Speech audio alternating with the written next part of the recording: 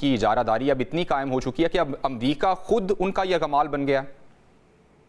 बिल्कुल ऐसा ही है और ये इनकी हुकूमतों के अंदर पेनिट्रेशन है। अगर आप एप्स्टीन फाइल टाइम हो तो कभी आप उसे पढ़ना शुरू करें, तो वहाँ डिसाइड क्या हो रहा है कि किससे क्या बात करनी है, किसकी हुकूमत में रहना है, कौन क्या कर रहा है।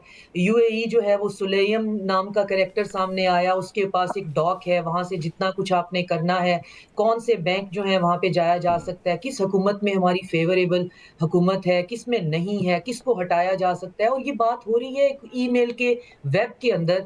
तो उसकी बेस पर हम ये कह सकते हैं कि इस जंग में जो आपका बहुत पर्टिनेंट क्वेश्चन था पिछला भी, कि अमेरिका तो ठीक है अब समझ में नहीं आ रहा कि वो क्यों है, वो तो अमेरिकियों को भी समझ में नहीं आ रहा, लेकिन इसराइल को ये बात समझ में आ रही है और इसराइल की डोरियाँ चलाने वाले या उसके जो बनाने और सँवारने वाले हैं, उनको पता है कि हमें क्या चाहिए। उनको ठीक। ईरान के अंदर ऐसा उनको रिजीम चेंज नहीं चाहिए। उनको ईरान में chaos चाहिए कि 15-16 साल के बच्चे गलियों में फिर रहे हों, कोई कह रहा हो कि जी उनके पास मिलिट्री ग्रेड वेपन हो और वो वहाँ पे मार-धाड़ कर रहे हों, इतनी तबाही और बर्बादी हो किसी के ज़हन में भी ना आए और फिर वो इराक की तरह कहें कि हम एक सॉवरेन फंड बनाते हैं इन लोगों की वेलफेयर के लिए, लेकिन उसे कंट्रोल हम करेंगे, हमारे सिस्टम से गुज़र के वो जाएगा। वो ईरान के लिए करना चाहते हैं और यही जब उन्होंने शाह को यहाँ पे इंस्टॉल किया था, इस पहलवी क्लाउन के बाप को, तो यही फैसिलिटेशन वो दे रहा था और उसके खिलाफ जो रेवोल्यूशन आया था, वो अब वेस्ट को ये बात समझ में नहीं आती कि